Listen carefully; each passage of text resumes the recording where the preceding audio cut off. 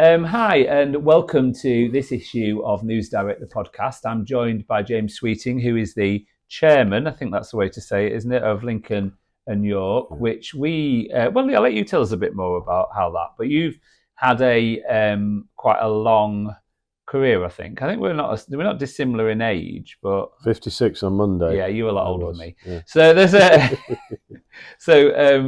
well, happy birthday for Monday. Thank you. So what we try to do in the podcast is really just to try and it's about inspirational people. People have done good things and managed to do things. And you, obviously, people will know Lincoln and York because if you've ever been on the A15 heading towards the Humber Bridge, there's a reasonable chance you will have smelt these strong coffee aromas that come from Lincoln and York. And people who are not local go, "Oh, what's that? What's that smell that comes?" And they find it's a bit like, so I'm a Brig lad, so we grew up with a sugar factory smell and that rich, sweet, smell that we got used to. So and now we're used to it with Lincoln and York, I suppose. But so tell us about your early life. What was that like? Did you always want to grow up to be the chairman of Lincoln and York? Not that you even knew that, but what was it like growing up? What was it like when you were young? What did you want to be? Well, I grew up in a village near Howden in East Riding of Yorkshire, and I still live only a mile from where I was born. We grew up on a family farm, and as I was growing up, I was just going to be a farmer. It never crossed my mind that it would be anything different from that. Everyone I knew were farmers or farmers' sons, so that was sort of nailed on, and that's what I wanted to do. Then I went away to school when I was 11, and I think when I was about 14, I must have read or saw people who were trading in the City of London and that whole vibe of, I suppose, a relic of the empire, people in bowler hats walking around and trading gilts and stocks and things like that. Did you have any experience of doing that in your family then? Or was Nothing at all. So what was it like when you told your parents that's what you wanted to do? Did they go, what? Well, they just probably ignored me to start with. That's what I think my dad was quite interested. I was interested in making money. Which is always not far from his thoughts. And that sort of interest developed, and then I realised that you traded commodities, coffee, cocoa, sugar, the metals, financial futures, all sorts of derivatives. And by the time I was 15, 16, I knew that I wanted to work in the city, and I wanted to be a trader, a stockbroker or commodity broker. I wasn't really bothered which element, as long as I could find a niche. And crucially, I made the decision not to go to university. My mother was horrified eventually. But I left school after A-levels and pretty much went to London within a year. And what did you do your A-levels in? Geography, economics, politics. Oh, so that sort of fitted, didn't it? You'd got the right... Yeah. I mean, O-levels were a bit of I was an average student because I was good at the arts, history and English. I was good at stuff like that. Maths and sciences eluded me. And so as soon as you get to A-levels, you get to choose, don't you? Yeah, you do. And even though economics is a mathematical subject, because I was so interested in it, it got me through, really. Yeah, it became more of a passion than a chore sort of thing. So your first job at 19, you went to you were, 25 miles away from here. You then went, which was outside the scope of your family because they were all local, presumably, as well, was it? Were you the only one who'd gone to London then? Was it? Absolutely, yeah. Oh, really? Yeah, it was a big shock. So they packed you up, sent you off. Yeah, age 19. Age 19. And where did you live? Greenford. Oh, right, okay. So in West London, which is not the most attractive place in the world. No. But the company I worked for, which was a subsidiary of Allied Lions PLC, had a coffee and tea factory in Greenford. Okay. So I was actually factory-based rather than city-based. Yeah. Now, I knew that was a compromise for me because basically you're living in a suburb of London rather than the cool bright city. Lights. But I was interested in the manufacturing side of coffee as well, and I was in the city, once or twice a week anyway, dealing with traders and so on. So you got to see the other side of Oh, how yeah. it all Yeah. played out. And how long was you there for? I was there just under 5 years. Right. And I learnt the trade bottom up. It was a proper old-fashioned, good British company training scheme, effectively, where for the first 18 months I just roasted samples of coffee, right, and actually began to get a bit disillusioned. But eventually there was hope came, and I was really lucky in that the people above me in the department kept leaving. Yeah. So I got responsibility early, and actually by the time I was 23, I was running the department. Right. What was that like as a young person then? It was fantastic. Was it? Yeah. You got Because I had a spend of about 50 million. I was buying coffee from traders in London, in Hamburg, Amsterdam. And did you go out and buy then, or was it a very desk-based thing? No, I went out as part of the training. You went to East Africa, right, to learn about coffee harvesting and production there. So I went to Rwanda. I was in Rwanda before the Civil War. A couple of years later, they killed 1 million of they themselves. did. Yeah. Kenya, Tanzania, Ethiopia.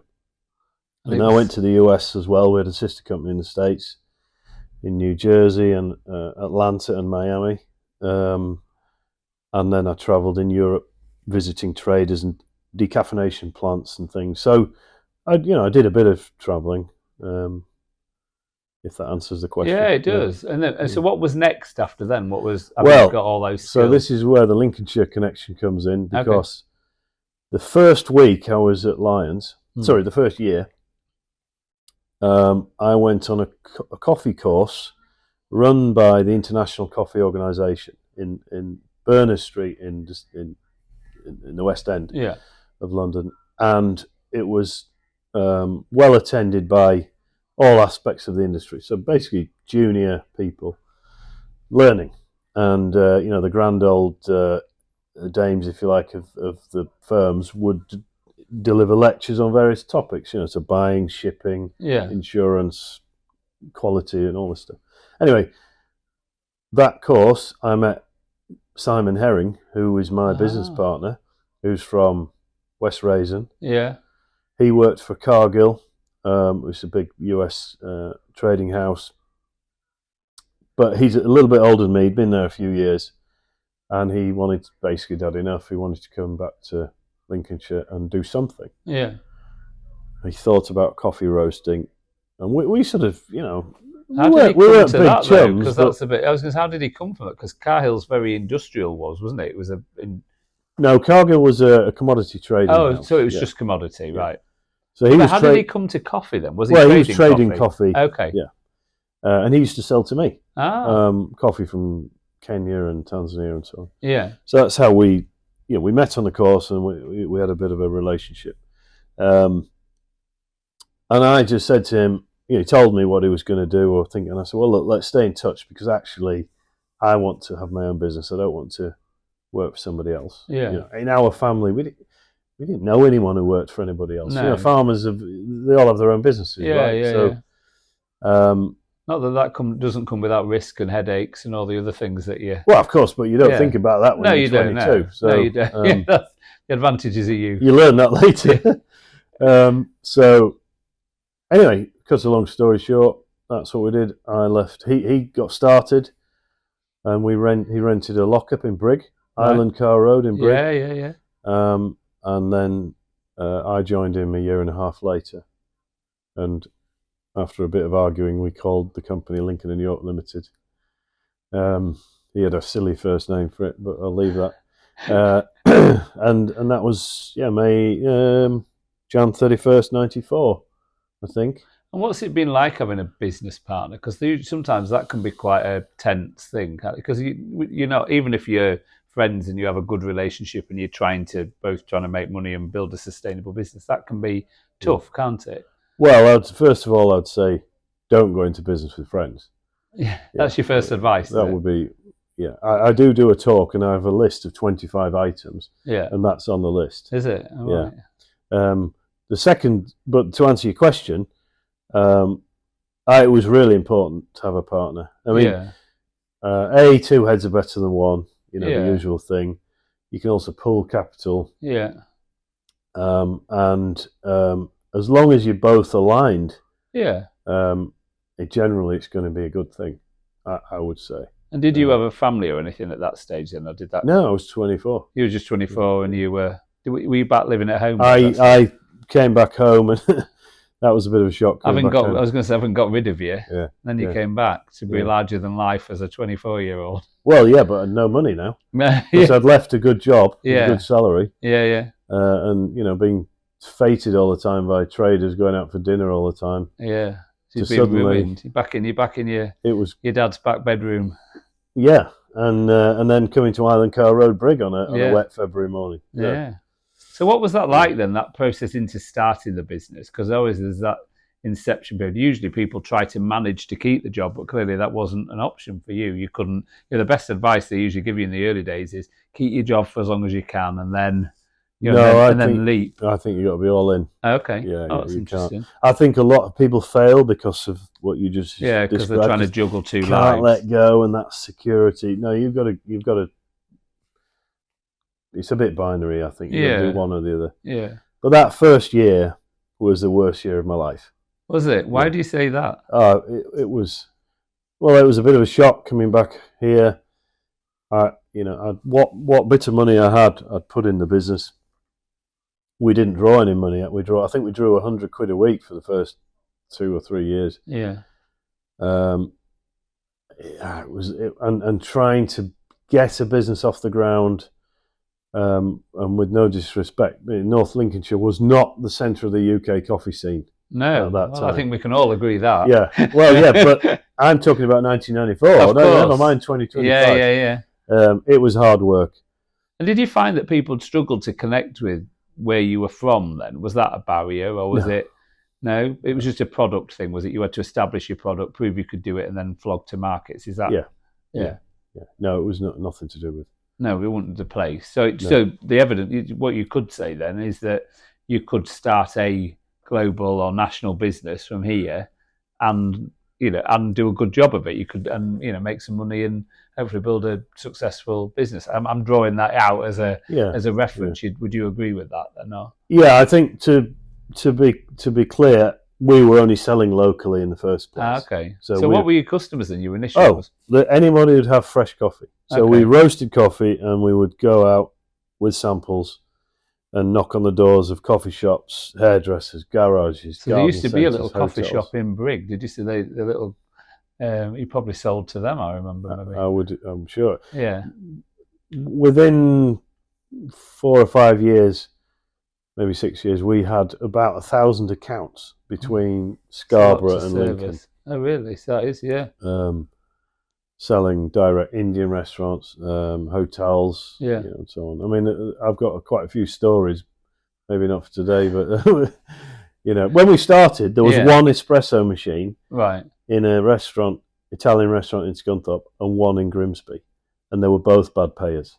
That's a challenge. That was the level of sophistication. So it's one thing to sell it; it's another thing to get the money for it. Absolutely, and I'm sure you've got some interesting stories on those journeys as well, have you? Oh yeah, we did sell, and I mean, one of the stories is we sold an espresso machine, which is quite a high value item to us at the time. Yeah, but it was a good bolt on for your business, wasn't it? Yeah, a couple of £1,000. Yeah, sold it loaned it. I can't remember, to a restaurant in Grimsby.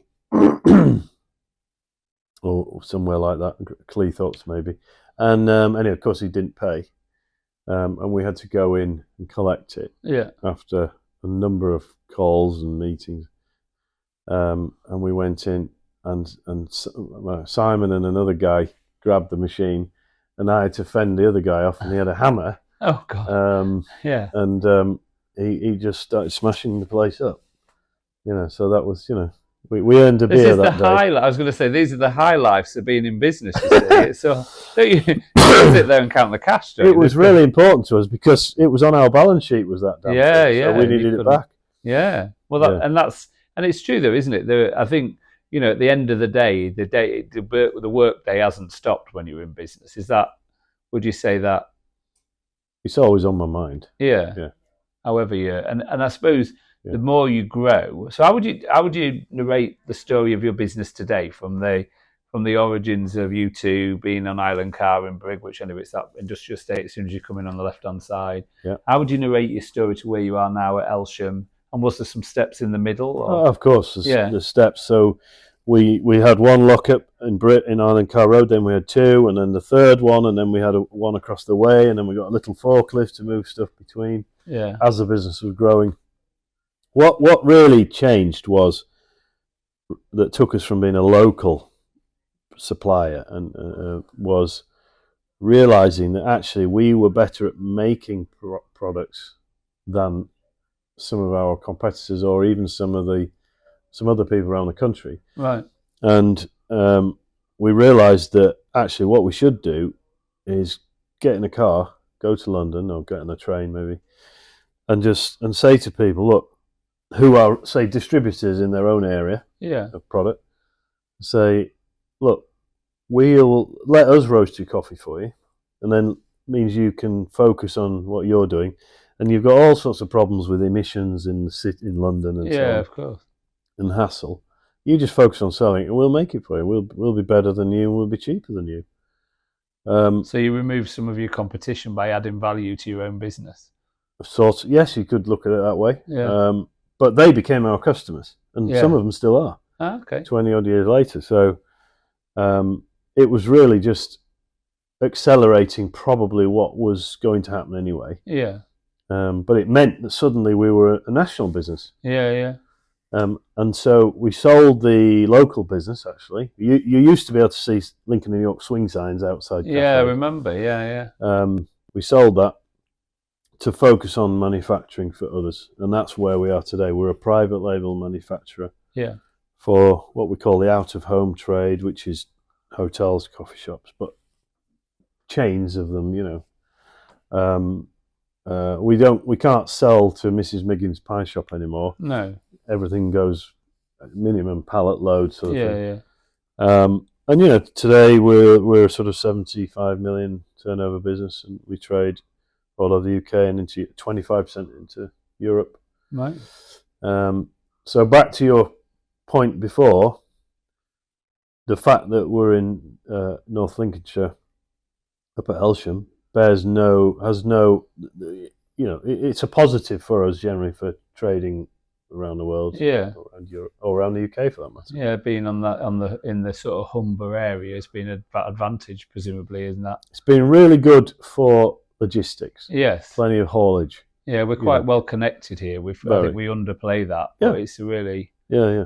Well, the trouble is here there are some great manufacturing businesses, but too much of the haulage is probably just moving from port to destination. Yeah. Whereas actually, you know, if you can add value further. Well, adding value is where you can make some money. That's what we're in. Yeah. So business careers are often defined by, there used to be an article in the paper I used to read when I was in my early 20s, and it always used to be, and I'd love to read it, my biggest mistake was the question, you know, and business leaders would be drawn to be asked what their biggest mistake. What would you say your biggest mistake was? Well, I get asked this a lot. I can honestly say there's nothing majorly strategitic. No. That's a mistake. Of course, we make mistakes. Every day. I would say there's potentially two things.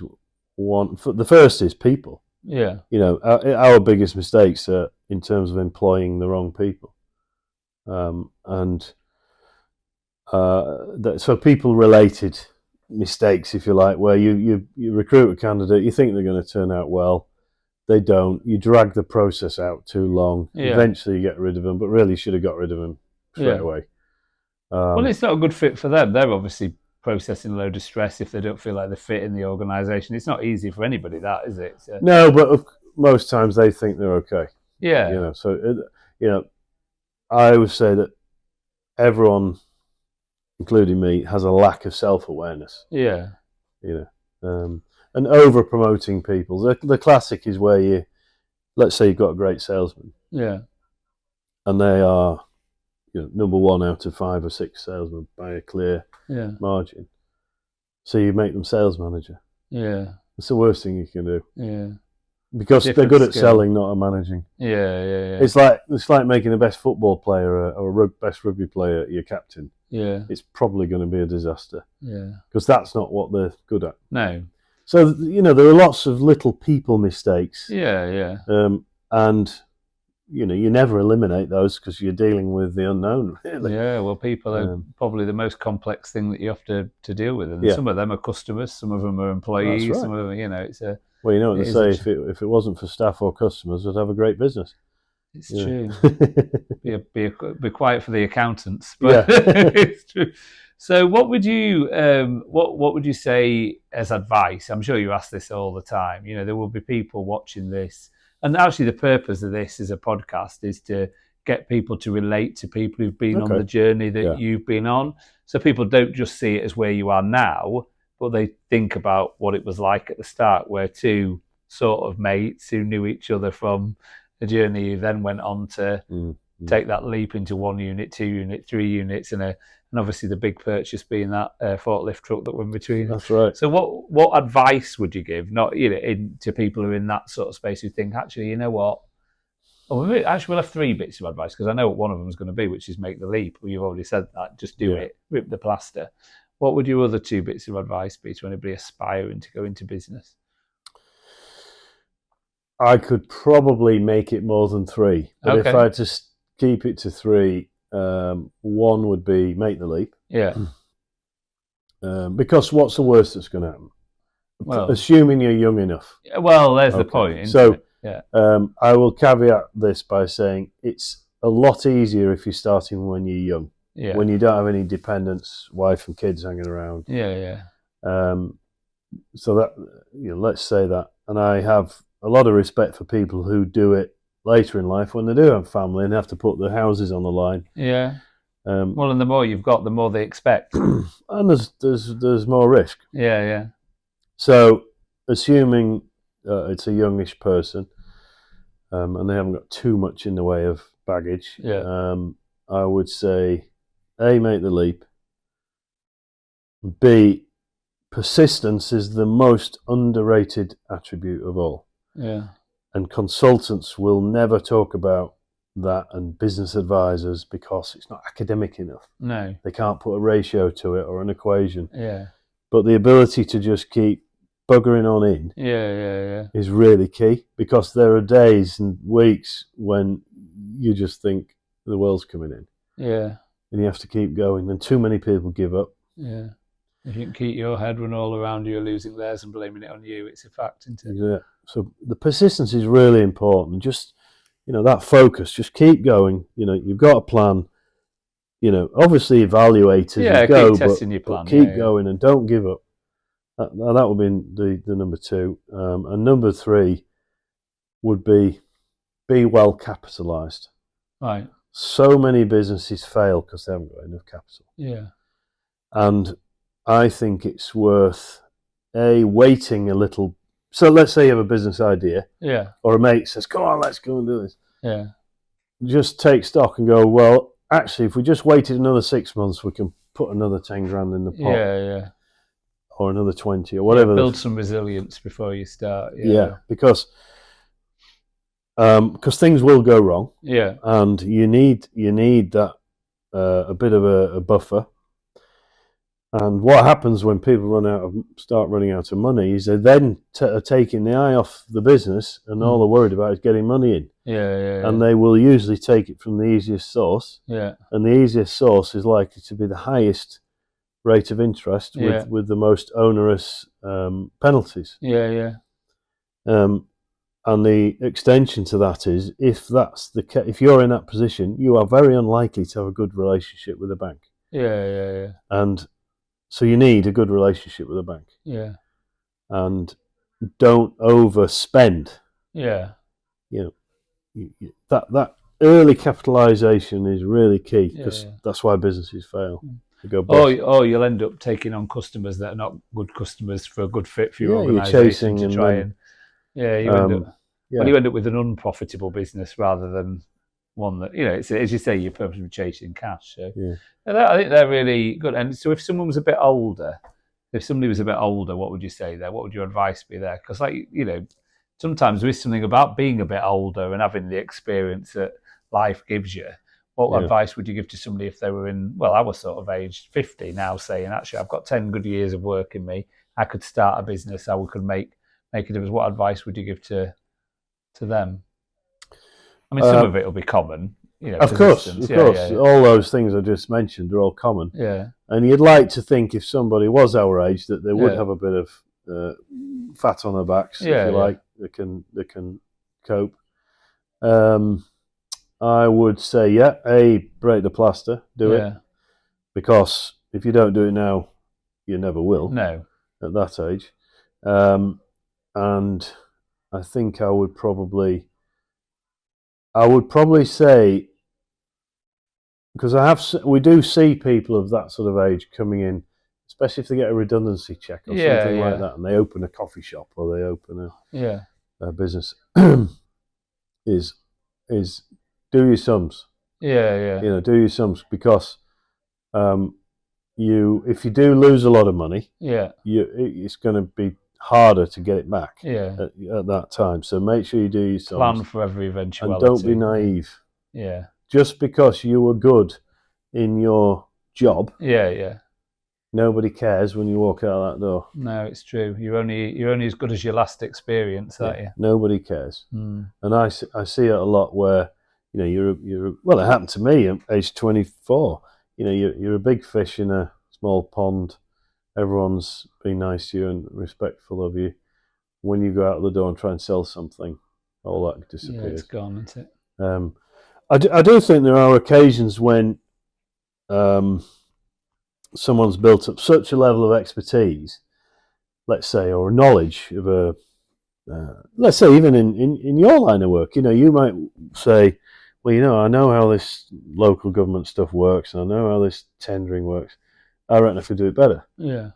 And you might have worked it out how you could do it, and be better than the next person. So often they're the people that do make a real success because they've worked out where the gap is. Yeah. And by the nature, they are a bit older because they've been had the experience. Yeah. And they've got that knowledge. They've got a bit of fat on them. They know where all the bodies are buried. Yeah. They know what's needed. Yeah. And then they just have to implement it. Well, you're right. Functioning, having an innovative environment is good, isn't it? Creating a space where everyone can understand it's good to innovate and to come up with ideas and never worry about, the fact that some of them won't be good at the ideas because some things fall. But as long as you're still in a culture where everyone feels safe to keep saying, of course, I'm up for that. I can come up with another idea. It's not, innovative ideas are not the premise of just the old or the young, for that matter. They are. I think a lot of that's a culture, isn't it, in which people feel that they can say, I don't mind having an idea, and I think it will as long as the organisation can manage the risk about how those are implemented. So usually when we come towards the end of a podcast, we ask those 3 questions. It's a bit like the desert island disc model. It's not just to evidence we're not reinventing the wheel here. We've stolen from desert island disc. Don't attribute it. It won't be an issue, I'm sure. But it's what would you? So if you were, you have a busy life, you were then suddenly out in a boat and you were stranded on a desert island. Their question is, well, I'm paraphrasing it to 3, but if you had 3 discs to take away that would give you some solace, make you feel a bit better, what 3 tracks would you take away with you?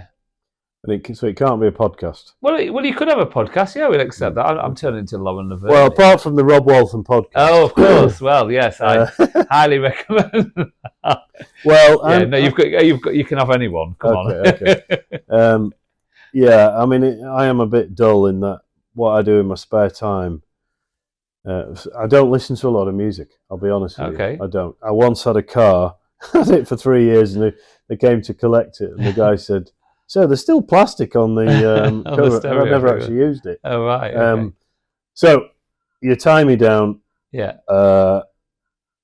Okay. So George Harrison, "Here Comes the Sun." Yeah, I do like that. Yeah, we need a bit of that. We do like. I do like that, especially on days like today. And I like the Who. The Who, yeah. Won't Get Fooled Again. That's one of my favourite songs. Oh yeah. Well, that's a good message for life. Yes. Yeah. Great song. But I listen to I'm a really dull. I listen to what my hobby is investing in the stock market. So I listen to financial podcasts. Okay. And there are some great ones by a guy called Howard Marks. All right. And he runs a business called Oak Tree Capital in California. Right. And he's a billionaire as a chap. He's a very successful credit investor. Yeah. Or distressed debt. And he's an accountant by training. But he is one of the most interesting people you'd ever hear. He has a way of speaking.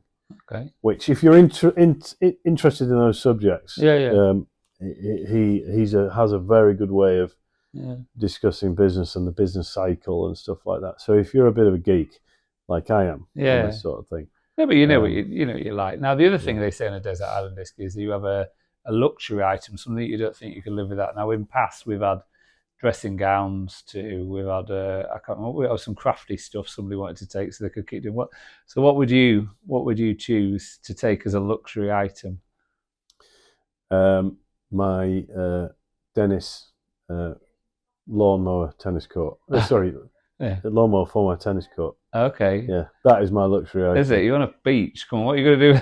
Okay, on a beach. Oh, hey. Only, I mean, you could, it'd cause a bit of a stir, I'm sure. Okay, if I'm on a beach, I need something to do. I read Money Week magazine. You heard of the Week? I've seen it in things. Well, Money Week is the financial one. Yeah, I've seen it. In my week is ruled by when that comes out. Okay. So I have to have a copy of that. Oh, that's good. Well, look, if it gives you a bit of solace, you can have that as into your desert island. Honestly, James, thanks very much for sharing your experiences. What has been really great for me is to listen to the highs and the lows and some of the experience and the life experiences that you've been able to share. And hopefully when people watch this, we're on that verge of setting up their own business. It's good to have that. And I think it will help them a great deal too. Good. Thank you so much again for joining us. Please like and share the News Direct, the podcast. It's really appreciated. We are gathering more and more viewers and listeners on Spotify. So until next time, thanks again.